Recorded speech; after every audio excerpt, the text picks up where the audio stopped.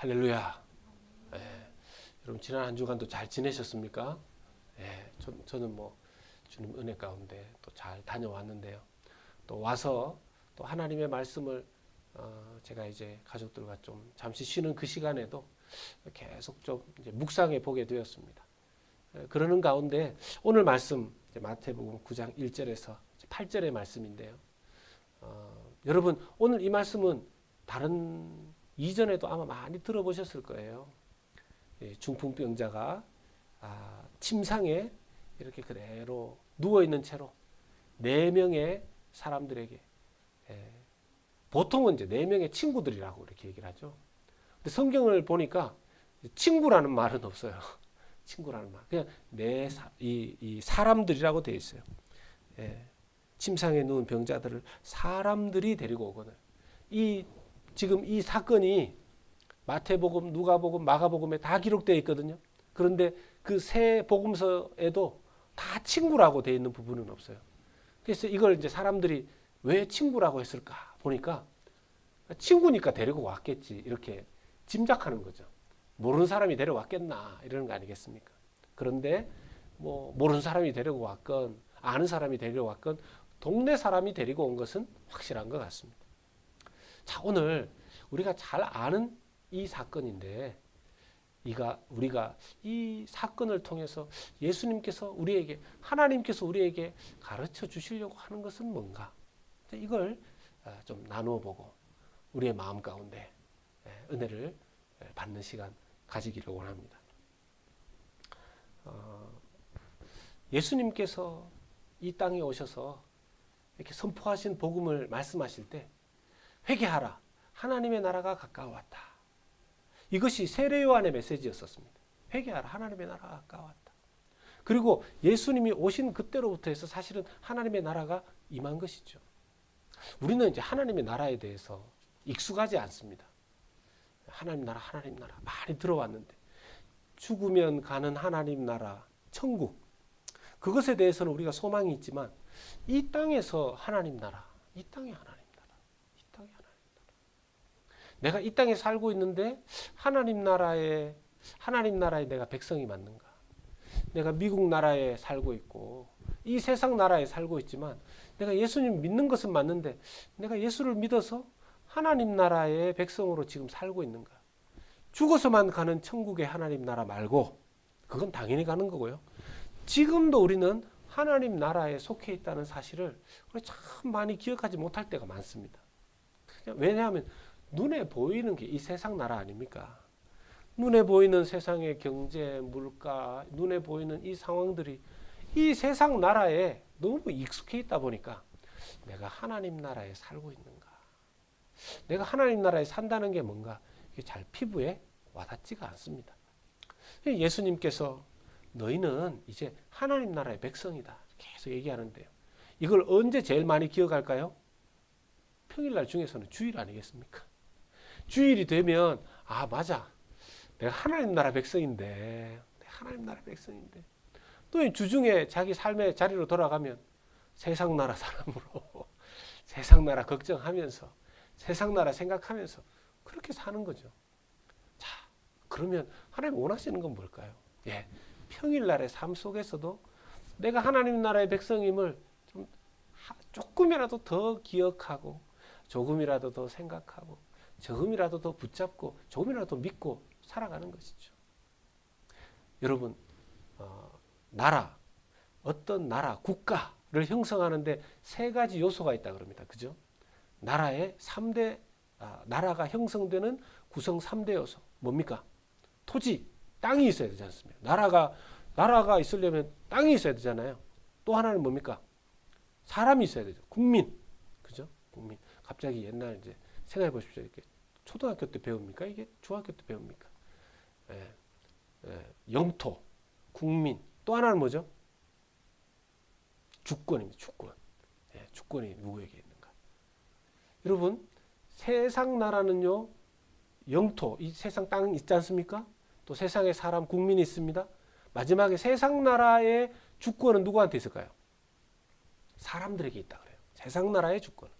자, 그런데 하나님 나라의 주권은, 하나님 나라는 하나님의 나라의 땅 어디입니까? 여기 하나님 나라 땅입니다. 눈에 보이지 않지만 이게 하나님 나라입니다. 아직까지 형성이 되고 있는 과정이죠. 이미 임했지만 완전한 하나님 나라는 예수님 오실 때 이루어집니다. 자, 하나님 나라의 국민은 누굽니까? 하나님을 믿는 사람들, 예수님을 영접하고 믿는 사람들. 그럼 하나님 나라의 주권은 누구한테 있습니까? 하나님 나라의 주권은 사람들에게 있지 않습니다. 하나님 나라의 주권은 우리 주님, 그래서 우리가 주님이라고 부르잖아요. 주 예수 그리스도에게 주권이 있는 줄로 믿습니다. 그래서 여러분, 내가 하나님 나라에 산다 그러면 세상 나라는요, 내가 중심입니다. 내 주권을 주장합니다. 하나님 나라는요, 주님이 주인이에요. 그래서 하나님의 나라는 예수 그리스도가 중심된 나라입니다. 그래서 하나님 나라의 백성으로 살아갈 때 제일 안 맞는 충돌을 일으키는 부분이 뭐죠? 세상 나라에서는 나 중심으로 살아가라 그러는데 하나님 나라는 예수님 중심으로 살아가라 그러거든요. 이게 늘 충돌을 일으킵니다. 늘 충돌을 일으킵니다. 마귀는 우리를 늘 꼬드기죠. 네가 인생의 주인공이야. 옛날에 유행가 가사에도 그런 거 있지 않습니까? 너의 인생은 너의 것이야. 너의 인생은 너의 것이야. 근데 하나님 나라에서는 뭐라고 얘기합니까? 너의 인생은 하나님 것이야. 너의 인생은 하나님 것이야. 이게 엄청난 차이를 만들어내거든요. 자, 그런데 내 인생은 나의 것이라고 하면서 세상 방식으로 사는 것과 예수님이 주인이 되어서 주권자가 되셔서 살아가는 것과 가만히 인간적으로 생각해 보면 하나님께 주권을 드리고 예수님께 주권을 내어 맡기고 사는 것이 좀 불편할 것 같고 좀 힘들 것 같지만 그렇지 않다는 거죠. 내가 나 중심으로 살면 행복할까요? 여러분, 그 이불킥이라는 단어 아십니까? 이불킥. 젊은 분들은 좀 알아서 이미 싹 웃으시는데 나이 드신 분들, 저도 이제 세대가 이불킥 이런 걸 잘 모르는 세대더라고요. 그래서 이불을 왜 킥하는지, 자다가 이렇게 더울 때 이불킥 하는 건가? 그게 아니라 제가 이렇게 대충 조사를 해보니까 이렇게 혼자서 잠자려고 이렇게 누웠다가 그냥 갑자기 그 떠오르는 부끄러운 생각. 오늘 그 실수를 내가 안 했어야 되는데, 내가 전에 그 말을 안 했어야 되는데, 그 일, 내가 그때 그렇게 안 했어야 되는데, 뭐 하여튼 이런 굉장히 생각하기 싫은 그런 사건이 있지 않습니까? 생각하기도 싫은 어떤 일들. 그럴 때 이불킥을 탁 한다는 겁니다. 예. 제가 그렇게 놓고 그 단어를 알고 이렇게 있다 보면 정말 이불킥할 일들이 많이 생각이 나더라고요. 여러분들은 어떠십니까? 예수 믿지 않는 사람이건 믿는 사람이건 나는 이불킥할 일이 하나도 생각이 안 납니다. 나는 죄를 지은 일도 없고 누구한테 죄 실수한 일도 없고 근데 이불킥할 일 없습니다. 그런 사람이 있는지 잘 모르겠습니다. 근데 하나님 나라의 백성에게 이 이불킥할 만한 일들이 해결되지 않으면 우린 사실은 하나님 나라에 들어가서 살 수가 없어요. 근데 죄를 안 지은 사람이 어디 있고 실수를 안 한 사람이 어디 있습니까? 예수님께서는 그 문제를 해결하시면서 예수님은 그 문제를 해결하시는 권세가 있는 분으로서 우리가 예수님 믿는 것 안에 그러한 부분들도 다 해결하시면서 우리를 하나님 나라 백성으로 살게 해 주시는 줄로 믿으시길 주의 이름으로 축원합니다. 우리가 만약요, 내가 너희들 하나님 나라 백성 되게 했으니까 이제 하나님 나라 백성으로 죄 절대로 지으면 안 된다. 이불킥할 만한 일들 생기면 너희들이 다 스스로 알아서 해야 된다. 이러면 하나님 나라에 들어왔다가도 이게 매일 쫓겨나는 거 아닌가? 나 천국 못 가는 거 아닌가? 그런 생각이 들 거예요. 오늘 말씀을 통해서 우리가 어떻게 하나님 나라에 이불킥할 만한 일들이 떠오른다 하더라도 계속해서 하나님 나라의 백성으로, 하나님 나라의 시민으로 천국까지도 들어갈 수 있게 되는지 살펴보기를 소원합니다. 이 중풍병자의 사건 통해서 우리가 알 수 있는 첫 번째는요, 예수님은 사람의 마음을 읽는 분이라는 것입니다. 한국에 얼마 전에 책도 나오고 또 드라마로도 나왔는데 악의 마음을 읽는 자, 이런 제목을 봤습니다. 악의 마음을 읽는 자. 범죄자들의 그 심리를 연구하고 분석하는 형사들, 이렇게 프로파일러라고 하더라고요. 악의 마음을 읽는 자. 도대체 그 사람이 왜 그런, 겉으로 보면 범죄자처럼 보이는 사람이 별로 없는데 너무 흉악한 죄를 짓더라는 겁니다. 그래서 이 사람의 심리가 무엇인가 알아보는 사람들이었다라는 것이죠. 여러분, 오늘날 우리도 이렇게 겉으로 봐서는 저 사람이 무슨 죄를 지었는가 알기가 어렵습니다. 여러분, 제 얼굴만 봐서는 저 사람이 무슨 생각을 하는지, 무슨 죄를 지었는지, 무슨 뭐 좋은 일을 했는지 다 알기 어렵죠. 여러분, 서로 얼굴 보십시오. 다 선하고 착하고 예쁘게 생기지 않았습니까? 점잖게 생기고 다 좋은 사람처럼 보이지 않았습니까? 마음속에 무슨 나쁜 생각을 했는지 어떻게 겉으로 표가 납니까? 근데 주님은 우리의 마음을 읽어내신다라는 것이죠. 좋은 마음이든 믿음의 마음이든 불신의 마음이건 악의 마음이건 다 읽어내신다라는 것이죠. 그런 측면에서 여러분, 우리는요, 사람들 앞에 무엇을 행하는 것도 뭐 신경을 써야 되지만 정말로 중요한 것이 주님이 내 마음을 어떻게 읽고 있는지를 알아야 합니다. 오늘 예수님 앞에 한 사람이 나옵니다. 지금 이제 마태복음 9장 1절 보면 예수께서 배에 오르사 건너가 본 동네에 이르시니, 여기서 본 동네가 어디냐면요, 가버나움입니다. 예수님의 사역의 본거지, 가버나움. 여러분 늘 기억해 놓으십시오. 예수님이 주로 사역하셨던 사역의 본부가 어디냐? 갈릴리가 아니고 가버나움입니다. 따라서 하십시다. 가버나움. 여러분, 이거 딱 기억해 놓으시면 이 마태복음 전체를 보는데 굉장히 도움이 많이 되실 겁니다. 자, 가버나움에 가셨습니다. 이 가버나움에서 있었던 여러 가지 사건 중에 하나가 여러분, 베드로의 장모를 고치신 일도 이 가버나움에서 있었어요. 여러분 기억하십니까? 원래 그 베드로의 고향은 거기가 아니었다 그랬죠. 벳세다였었습니다. 그런데 예수님의 사역 본거지에, 예수님이 주로 사역하는 곳에 베드로도 이사를 왔다 그랬었어요. 가버나움에 다시 돌아와서 사역하십니다. 여러분 아시겠지만 이제 출장 갔던 예수님이 다른 지역에 출장 갔던 예수님이 가버나움으로 다시 돌아오시니까 이제 사람들이 기다렸다 하는 듯이 또 딱 몰려오죠. 막 몰려옵니다. 그래서 여기도 아픈데 저기도 아픈데 예수님 고쳐주세요. 막. 근데 자기 발로 못 나오는 가버나움 마을에 한 사람이 있었던 거죠. 중풍병 환자. 여러분 중풍, 한국에서는 풍 맞았다 그러잖아요. 한번 이렇게 탁 풍을 맞으면 이렇게 반쪽을 잘 못 쓰더라고요. 반쪽. 반신마비. 스트로크. 영어로는 스트로크가 왔다 그러죠. 뇌경색. 그러지 않습니까? 참 위험한 이 병입니다. 이렇게 안쪽에 혈관의 어느 부분이 이렇게 탁 막히거나 이렇게 터져버려서 생기는 그런 병인데, 지금은 그래도, 지금도 위험한 병이지만요, 지금은 그래도 빨리 골든타임 안에서 어떻게 하면 참 많이 해결할 수 있다 그래요. 근데 옛날에 그때 의학이 발달되지 않았었던 때에는요, 이런 중풍, 뇌경색, 스트로크 오면 굉장히 위험한 거죠. 근데 거기에다가 말씀을 보면 2절 말씀 보십시다. 침상에 누운 중풍병자들을 사람들이 데리고 오는데 예수님께서 그들의 믿음을 보십니다. 여기서 말하는 그들, 중풍병자를 데리고 온 사람들의 믿음을 예수님 보셨대요. 그들에게 보인 믿음이 어떤 걸까요? 그들이 나오면서 예수님한테 주여 구해 주시옵소서 말하지도 않았어요. 그들의 행동이 뭡니까? 중풍병자를 데리고 와서, 지금 마태복음에는 안 나오는데 마가복음, 누가복음에는 나옵니다. 사람들이 그 집안에 너무 많으니까 지붕에 올라가 지붕을 뜯어서 그리로 내립니다.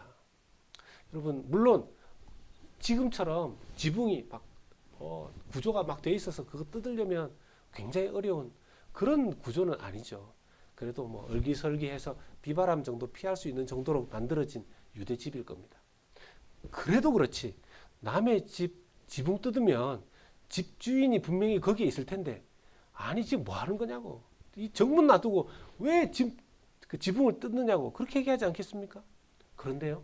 그렇게 말하는 사람이 한 명도 없어요.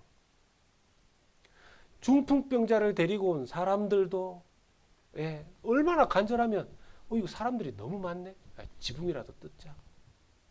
그리 내리려고 하죠. 거기에 몰려있는 사람들 중에서 누구라도 여러분 또 이렇게 한국 사람들은 좀 그런데 유대인들은 착해서 그런가요? 뭐 오지랖의 민족이라고 하지 않습니까? 한국 사람들. 남의 집 지붕 뜯으면 되겠어. 이렇게 말하는 사람이 한 명도 없어요. 예수님께서 보셨던 그들의 믿음은 뭡니까? 좀 별나더라도 중풍병 걸려서 자기 힘으로 예수님 앞에 나올 수 없는 그 사람을 직접 데리고 오는 거죠. 지붕을 뜯어서라도 별난 행동 아닙니까? 그렇게 지금 중풍병자가 할 수 없는 그 행위를 대신 간절한 마음으로 해주는 거 아닙니까? 이런 믿음을 보시는 거죠. 여러분, 믿음은요, 보이지 않는 것이지만 믿음은 태도라고 그랬습니다. 한번 따라서 하십시다. 태도. 믿음에 있어서 굉장히 중요한 것은 태도입니다. 믿음의 태도입니다. 우리 삶 가운데 내 믿음이 어떤가 알기 참 어렵습니다. 그런데 믿음은 신실한 하나님 앞에서의 태도입니다. 그런 측면에서 예배 자리에 나오시는 것 믿음일까요? 아닐까요? 믿음이죠. 믿음이죠. 믿음이죠. 여러 가지 문제, 걱정거리, 근심 뭐 다 가지고 나오는 거. 아이고 내 믿음으로 나와야 되는데 하나님께서 나를 기뻐하실 거라는 믿음 가지고 나와야 되는데 그렇게 안 해도 그냥 어깨에 뭔가를 짊어지고 끙끙거리면서 나올까 말까 고민하면서 나온 그 자체도 그 태도도 하나님께서 믿음으로 인정하시는 줄 여러분 믿으시길 주의 이름으로 축복합니다. 그 믿음 있어야 돼요. 그 믿음 있어야 돼요. 주님께서 그들의 믿음을 보시고 믿음은 예수님 앞에 이런 태도로 보여진 것입니다. 자, 그런데요. 예수님께서 그 중풍병자에게 여러분 중풍병자는 유대인들로 보면요. 뭔가가 아프거나 문제 있거나 이러면 다 그 근원이 하나님 앞에 저주받은 것이라고 생각했습니다. 중풍병. 이게 이제 유대식 표현으로는 손마른 병이라고 하거든요. 이렇게 한쪽을 마비돼서 못 쓰니까. 중풍병 걸린 사람 보고도 하나님의 저주가 아니고서는 몸을 저렇게 쓸 수가 없다. 게다가요, 이 지금 중풍병 걸린 사람이 나이가 어느 정도 됐겠습니까? 네? 여기 보면 이르시되 작은 자야 이랬잖아요. 작은 자야. 영어 성경으로 보면 예수님께서 my son 그랬습니다. 나이 많은 사람은 아닐 거라는 거죠. 옛날에 어떤 화가가 성화를 그렸는데 이 마태복음 9장 요 1절에서 8절 이 사건 가지고서 이제 예수님께서 중풍병자 치료해 주셔서 자리 들고 가는 이 그림을 그렸는데 수염이 하얗게 길게 난 어떤 할아버지를 그렸어요.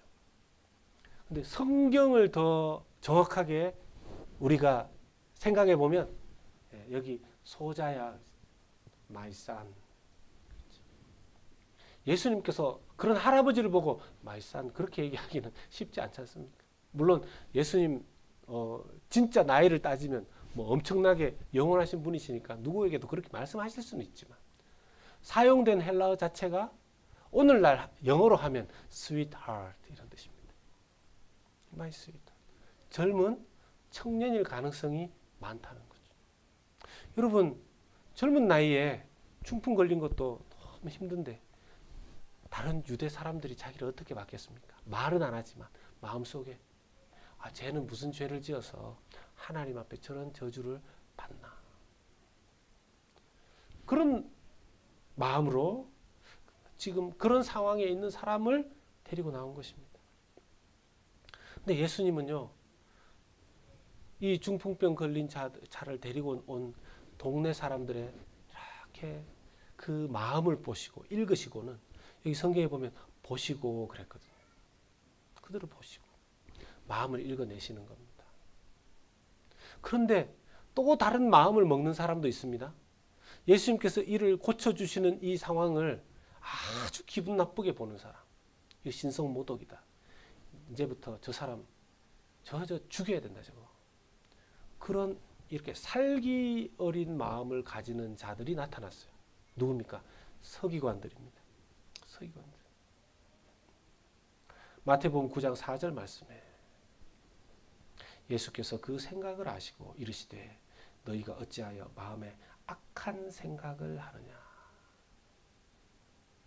악한 생각을 하느냐. 악한 생각. 이 서기관들의 악한 생각이 뭐였을까요? 예수님을 향해서 신성모독을 한다. 이 정도 생각하는 거는 생각할 수 있습니다. 근데 이 생각에서 더 나아가서 무슨 생각을 했을까요? 죽여야 되겠다. 죽여야 되겠다. 예수님 죽여야 되겠다.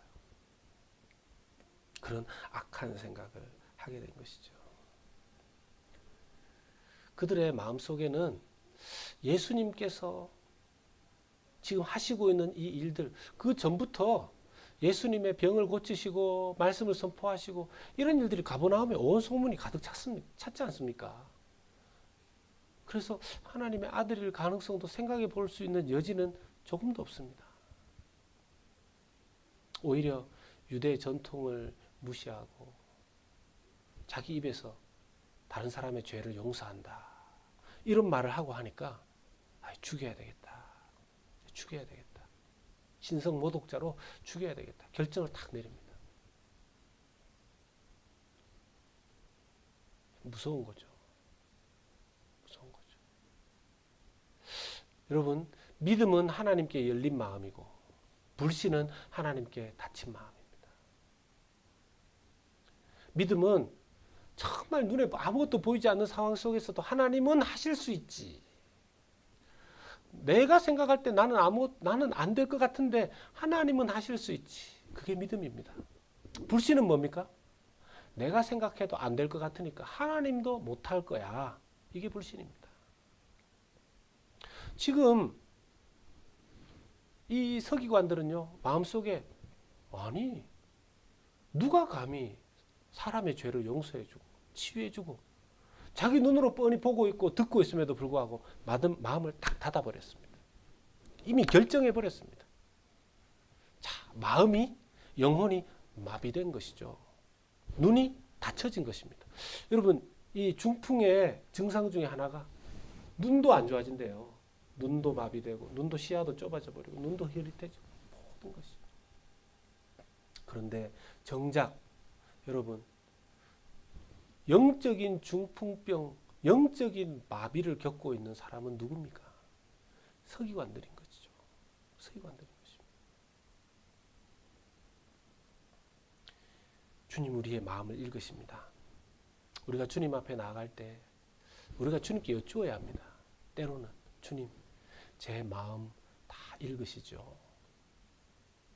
제 마음 다 아시죠. 주님 저의 마음 어떻습니까? 믿음의 마음입니까? 불신의 마음입니까? 우리 그런 기도를 드릴 필요가 있습니다. 그래서 너의 마음이 어둡다. 너의 마음이 굳어간다. 너의 마음이 참 좋구나. 이걸 하나님 앞에 내가 내 마음 읽는 거 나는 괜찮은데요. 난 괜찮은데요. 내가 신앙생활을 몇 년을 했는데 내가 말씀 전하는 목사인데요. 내가 이런 직분을 이렇게 오랫동안 가지고 있는데 그거 아무 상관없습니다. 내 마음을 주님께서 읽으실 때 어떤 마음으로 읽고 계시는가. 그게 참 중요한 것이죠.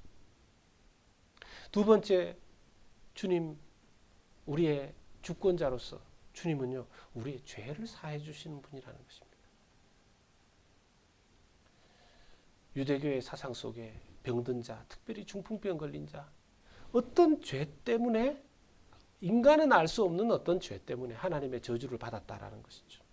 그러니까 이 이야기가 마태복음 9장 2절에 이 말이 내 죄 사함을 받았느니라. 너의 죄 사함을 받았느니라.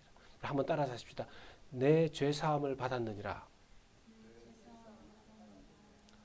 이 내 죄 사함을 받았느니라. 이 말은 이 말을 듣는 즉시 서기관들 뿐만 아니라 아마 다른 사람들도 생각했을 거예요. 신성모독이다. 신성모독이다. 왜냐하면 인간의 죄를 사해 줄 수 있는 분은 오직 여호와 하나님 한 분밖에 없었거든. 하나님 한 분밖에 없었거든.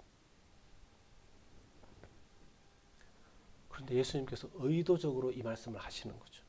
마태복음 9장 6절 말씀처럼 그러나 인자가 세상에서 죄를 사하는 권능이 있는 줄을 너희로 알게 하려 하노라 하시고 중풍병자에게 말씀하시되 일어나 내 침상을 가지고 집으로 가라. 죄를 용서해 주는 권능이 있는 줄을 너희로 알게 하시고 예수님의 권세 중에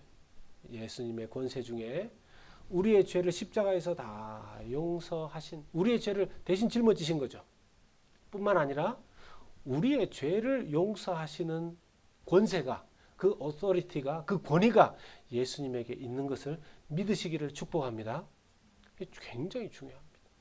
굉장히 중요합니다. 예수님은 이 권세를 가지고 계신 분이에요. 우리의 기도에만 응답해 주시고 그냥 하나님이시고 거룩하셔서 여러분 예수님이 하나님이시기 때문에 옛날에는요 구약 성경에 모세 보십시오. 하나님 얼굴을 한번 봤으면 좋겠습니다. 그때 하나님께서 뭐라 그러십니까? 너 나를 보면 죽어. 그래서 내가 너를 가리우고 너의 등 뒤로 내가 지나갈 테니까 그렇게만 알아라. 그랬어요. 우리가 하나님 나라의 천국에 들어갈 때 죄를 가지고 어떻게 들어갑니까? 거룩하신 하나님을 어떻게 만날 수 있습니까?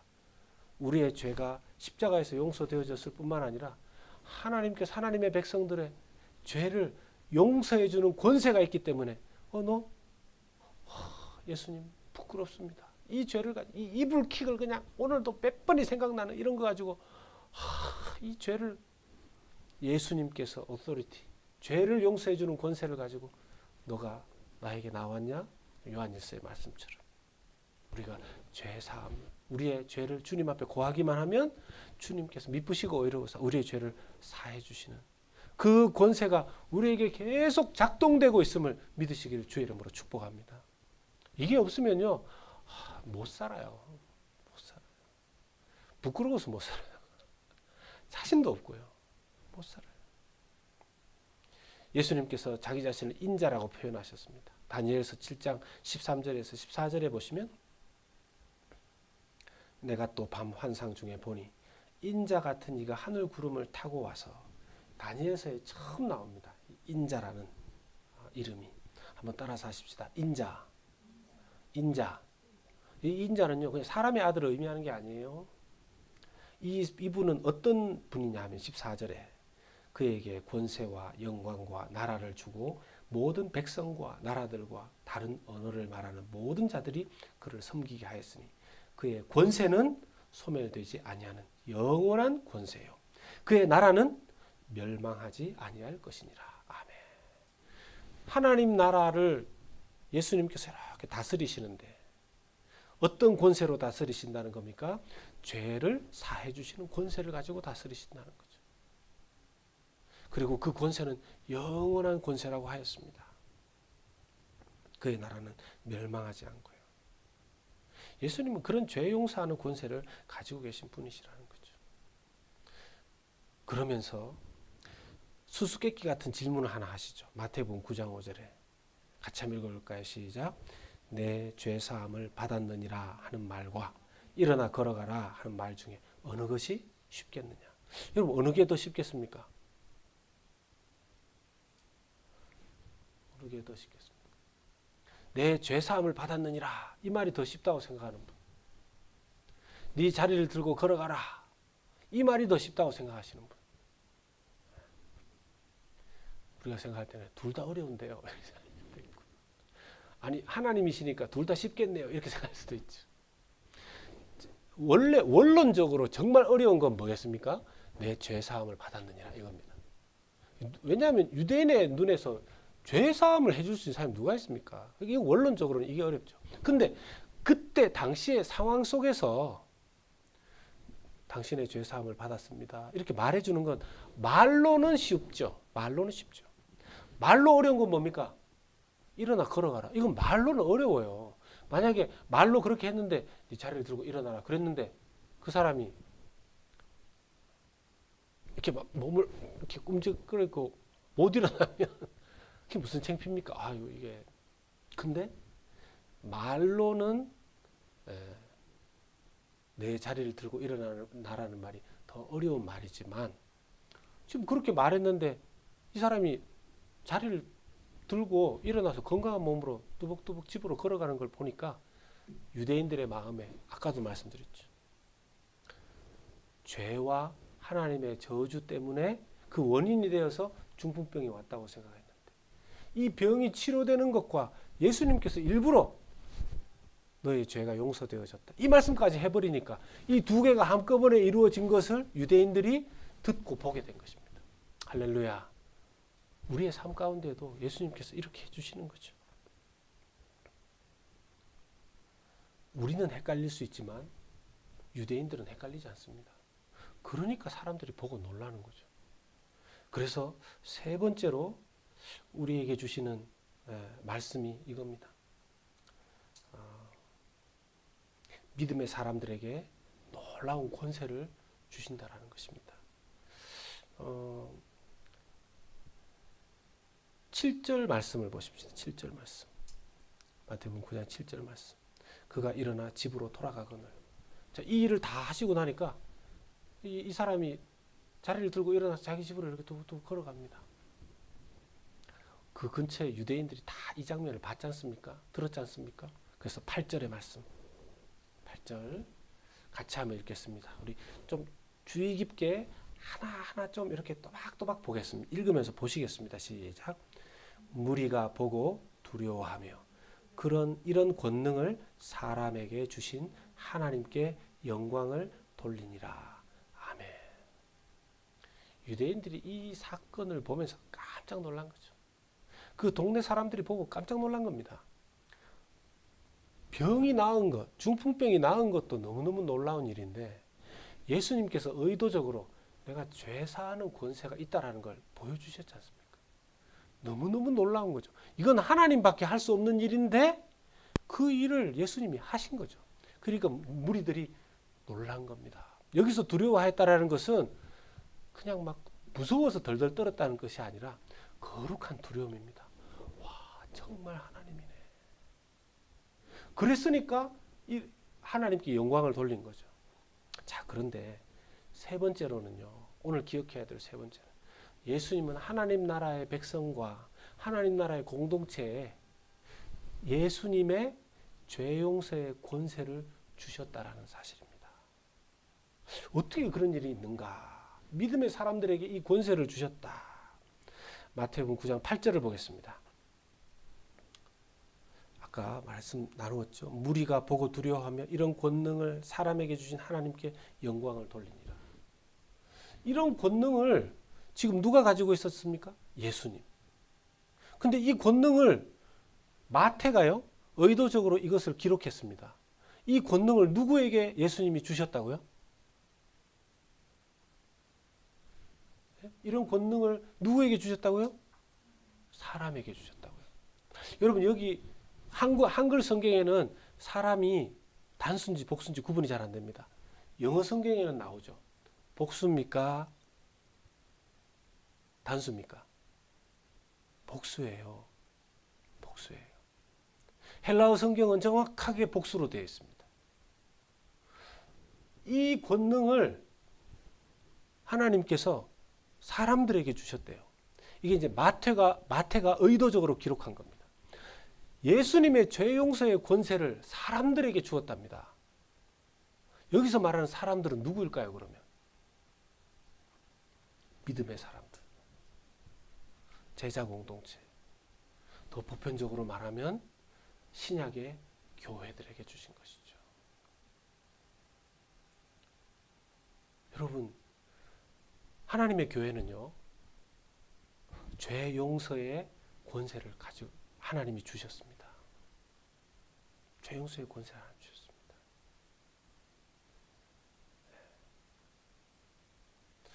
우리가 예수님을 전해야 되는 이유가 뭡니까? 우리가 스스로 해결할 수 없는 죄 문제를 용서해 주신 그 죄 용서의 권세를 가지신 분 예수님을 전하는 거죠. 여러분, 교회 공동체는요, 용서의 공동체가 되어야 합니다.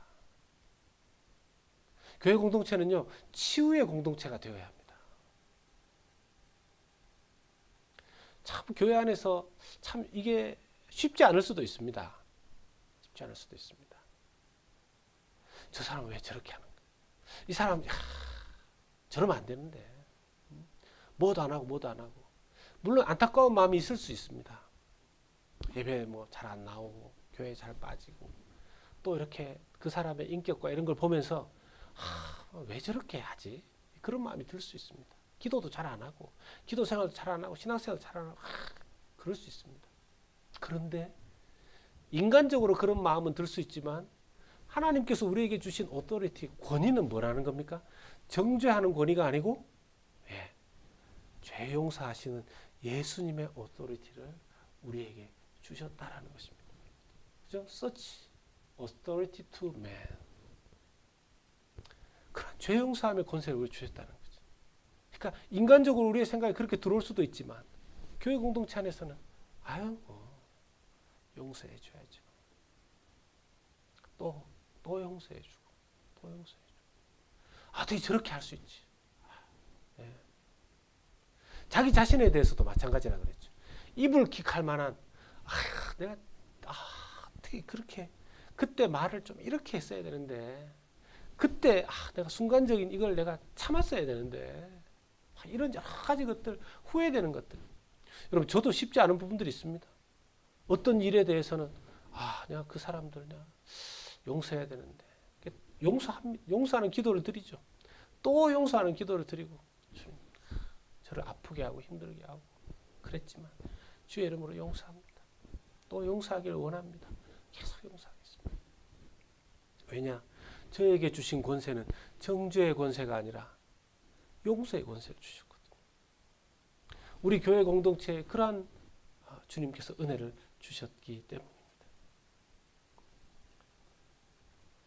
여러분, 예수님께서 교회에 주신 권세, 사람들 병 낫게 하고 다른 여러 가지 것들이 있을 수 있지만 주님께서 교회 공동체에 주신 권세는요, 사람들을 치료하고 사람들을 용서하고 사람들의 죄 사슬에서 묶인 것을 풀어지게 하는 그 권세를, 그 능력을 주신 줄로 믿으시기를 축복합니다.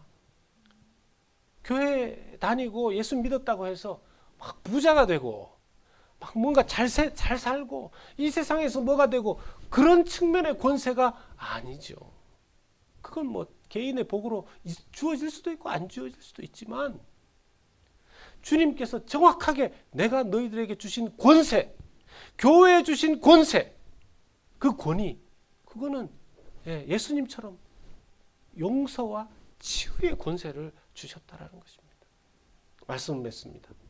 사랑하는 성도 여러분, 우리는요 주님으로부터 죄 용서와 치유의 은혜를 받은 사람들입니다. 아울러 우리는요 예수님의 그 권세를 받아서 교회 공동체가 용서와 치유의 그 권세를 사용하는, 그 권세를 세상 가운데 선포하는 우리 새로운 교회, 우리 믿음의 가족들 다 되어야 할 줄로 믿습니다. 이번 한 주간도 주님께서 우리에게 주신 그 권세를 사용하는 저와 여러분들 되시기를 예수님의 이름으로 축원합니다.